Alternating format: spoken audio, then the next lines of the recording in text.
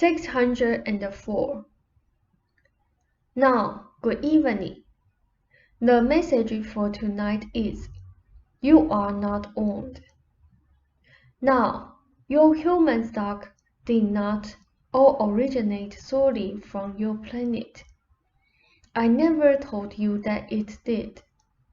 In that respect, your ancestry is indeed varied. Some of the information given in my own book, by inference, should have made that clear. Evolution, as it is thought of, had many different aspects in those terms. There were 3 or 4 beginning points. Do you follow me? Ralph said, yes. Seth said, there were then visits from others in other planetary systems. In that regard, this is quite natural. Your own relative isolation is far from the average. The legends, many of them, therefore, were of course chronicles of quite legitimate physical events, describing phenomena, for example, for which natives had no adequate vocabulary. They were forced to describe what they saw by making comparisons with objects and events already familiar to them. Some such visitors in your terms were more evolved than others. All, however, would appear as superhuman in contrast to those civilizations that encountered them. There were some deliberate experiments that were in fact far more dangerous to the experimenters, always in which the experimenters tried in one way or another to advance man's knowledge. It is not nearly as simple as that, however. There is not a one-line development. By the time that feasible inter-system space travel is practical, the psychic abilities are developed to a very high degree. One is necessary for the other. Therefore, it became much more feasible to approach Earthmen during their dream state, when their natural fear reactions were somewhat minimized, and where the danger to the visitors was far less. Out-of-body encounters were used as a martyr, of course. The visitor could appear and disappear then without fear of pursuit. Civilizations were often warned in advance of natural disasters that were apparent to the visitors with their greater viewpoint. Such warnings were either given in the dream state of the Earthman, for the reasons given, or often in some secreted place, for often the visitors would be attacked. During these eras in your terms, the speakers often act as go-betweens. Often warnings of disaster were not followed. Some warnings were misunderstood, then, as punishment by the gods for incourse, moral misdoing. The whole moral code idea was originally tailored for the current scene as it was encountered, told in terms that the natives could understand. The pyramids, the huge boulders etched out, all of this was done in one way or another through the use of, a knowledge of, both coordination points in space and the use of sound. There were instruments that released sound and directed it in the same way, say, that a laser beam does with light. Drawings of some of these exist in primitive Sumerian cave renditions, but the drawings are misinterpreted. The instrument is taken for another. No one knows how to use the instruments. There are a few in existence, in your terms. The Sumerians left the memory of their existence in the Sumerian culture. They initiated it, though they did not direct all of its activities. Nor were they responsible for the distortions of their teachings that often resulted.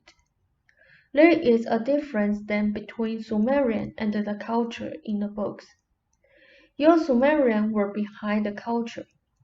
They initiated that particular civilization. I will be clear. Your Sumerians showed Earth people at that time how to communicate, how to initiate crafts, gave them all the fundamentals upon which a civilization then could be based. The Sumerians, your Sumerians, however, were not of human stock at that time. Now, your Sumerians have become human stock in those terms at other times. It is not a point of them trying to invade a native stock. They simply understood the nature of individual existence.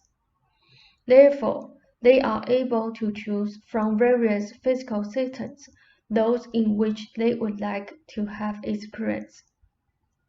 They maintain their inner knowledge and integrity, and are born within any given system. They always use their native abilities and talents to help the system, working very strongly in psychic or creative endeavors. I do not necessarily mean that they are consciously aware of their affiliation. This is an individual matter. They are often inventors, always then involved with the initiation of new ideas or discoveries. All of this follows inner patterns that are specifically human in your terms. Humanity, therefore, has its own characteristics, and no, in quotes, outside influence can go counter to these, but must work with them. When it seems that great discoveries come, and then are lost through the ages, perhaps to be rediscovered, it simply means that the man's own in nature was not in harmony with them, could not use them properly. Whenever grossiveness became too misguided, it automatically caused the loss of powers or discoveries that could be used to destroy the planet. This is a nature aspect, the self-protective principle that operates within Earth life as you know it. On occasion, discoveries were given before their time, and promptly lost, only to be rediscovered ages later.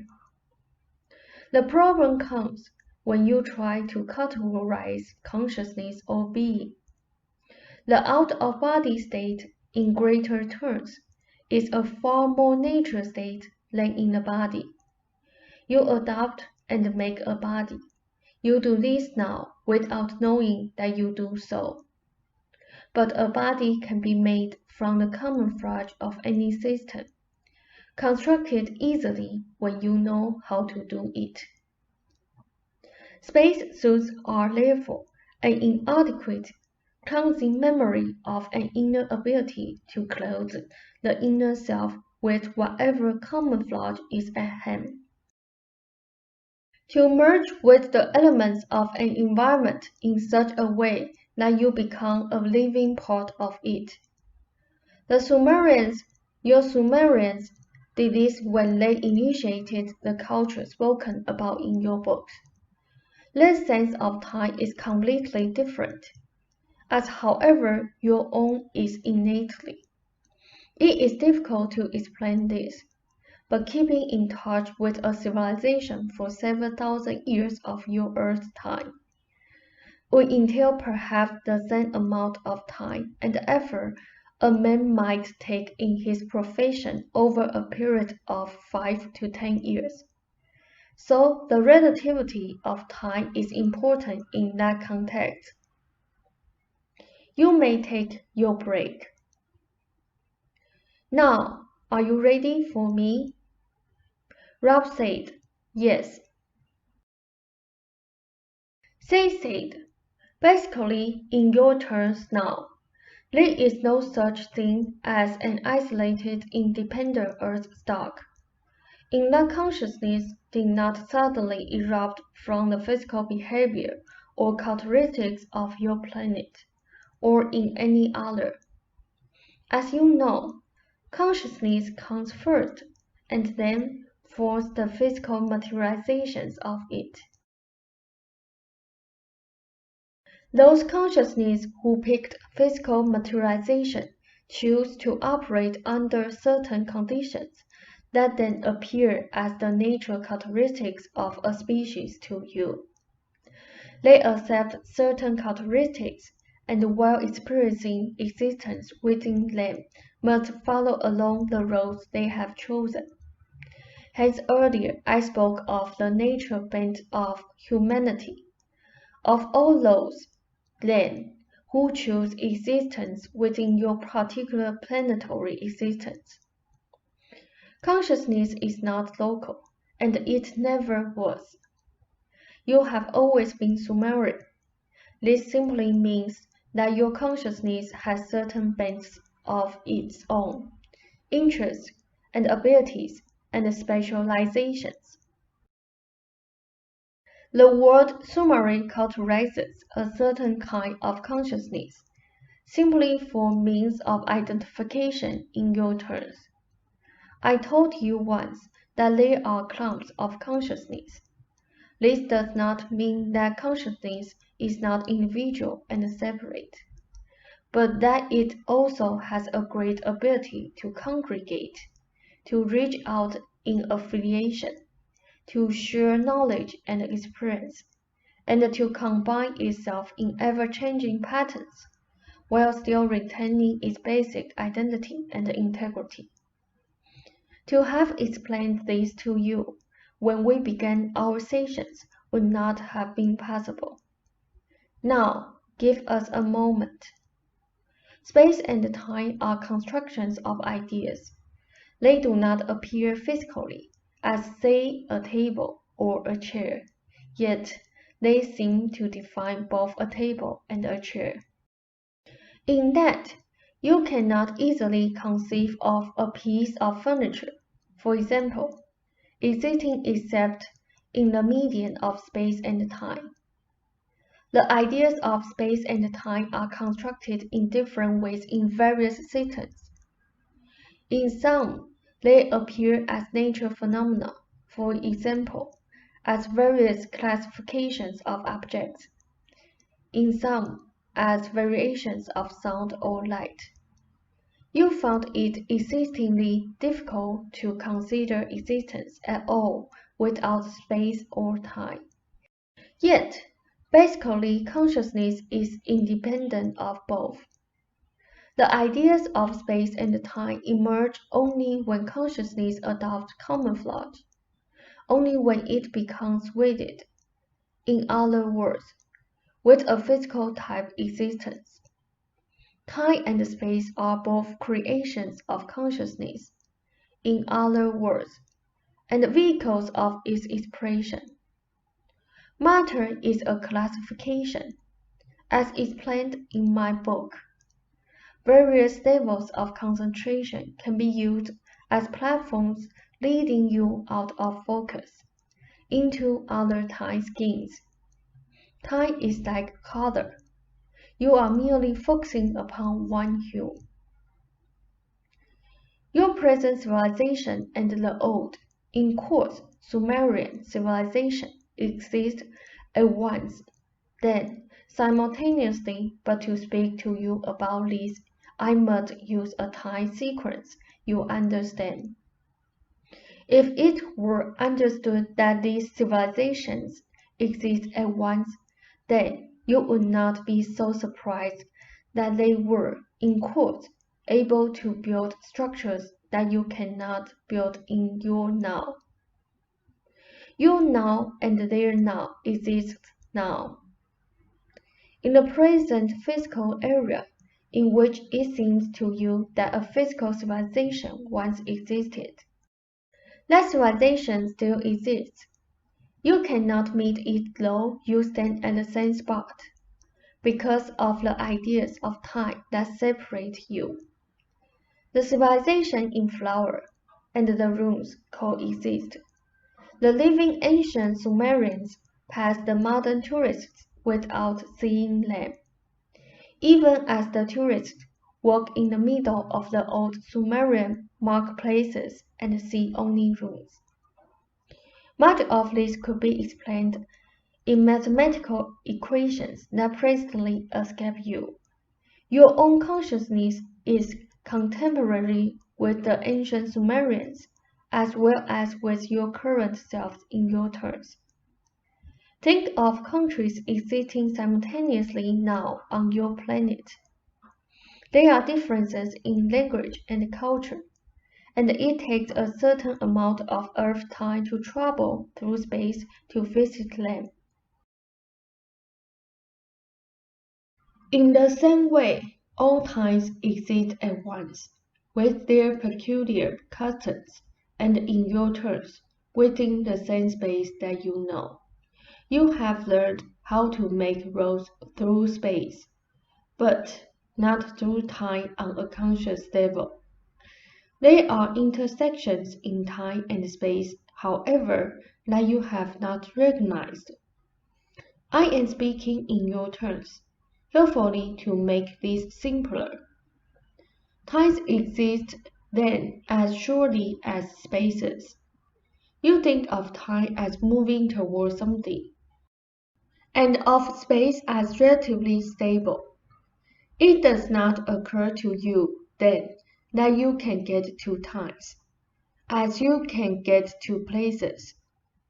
All of this is highly difficult to explain. I do not mean, for example, that time, each moment, is a finished and done thing to be visited. While time is not moving in particular direction, in your terms, each moment explodes outward, or expands outward in all directions. Space and time, as you understand them, ripple through each other. They do not behave as you think they do. However, presently you understand your existence only as it intrudes into 3 dimensions. Its own activity is in many other dimensions, however. The Sumerians therefore appear in or intrude into the 3-dimensional system from other dimensions. Now, you may take a break or end the session as you prefer. Now, matter was manipulated through sound. Some remnants of spaceships became temples. Some visitors were seen to die, and later see again recovered. Hence, the Egyptians' sureness that the individual survived death. Because of space travel, a visitor might come as a young man, and return some 14 Earth years later still appearing as a young man, leading to the idea of immortality and eternal youth of the gods. The Olympic gods were perhaps the most amusing of man's attempts to defy space travelers. Mixed in here strongly were the ideas of gods mating with Earth women. In some respects, the over-enthusiastic use of the sound was responsible for the flood mentioned in the Bible and other literature. It was for this reason that many attempts were made to warn against the impending disaster. The use of sound was important at various times in irrigating dry areas, quite literally by pulling water from a distance. There were several characteristics that proved difficult. However, literally the sound traveled further often than was intended, causing consequences not planned upon. Great finesse was important. Sound was also used after irrigation to speed up the flowering of plants and to facilitate transplantation to other areas. It was also utilized for medicinal purposes in operations, particularly in bone and brain operations. Verbal sounds were often stereotyped simply because the effect of sound was understood in its effects upon the body. Any ideas that are considered superstitious had a quite legitimate basis. Therefore, sound was used to locate one also, and to break someone down. It was also used to locate gas pockets. This is a difficult subject. For the movement of heavy tons of rock, for example, different techniques using sound and precise mathematical calculations were necessary. Many civilizations grew and flourished in fertile areas simply because the people knew how to make land fertile and to keep land that way. Now, you had better understanding. My heartiest regards to you both. Rob said, "Thank you very much, Seth. It's been extremely interesting. Good night."